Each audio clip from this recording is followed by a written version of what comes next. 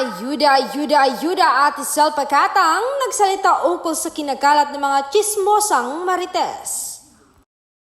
Nagchismis ka pa, mali-mali pa. Gagalit niyo si Ate Sel kung ang alaga niya ay nonchalant and unbothered, huwag si Ate Sel na mas nakakaalam at araw-araw kasama. And according to her, mag-ingat kayo baka nakakasama niyo yung mga nagpapanggap na fan. Know your people, guys. Ito nga ang sabi ni Sel Pacatang. Ito na nga ang chismis mga mare. May isa sa 2-3 mosang na enggitera na siniraan ako. Sinabing nagbibenta siya ng sapatos.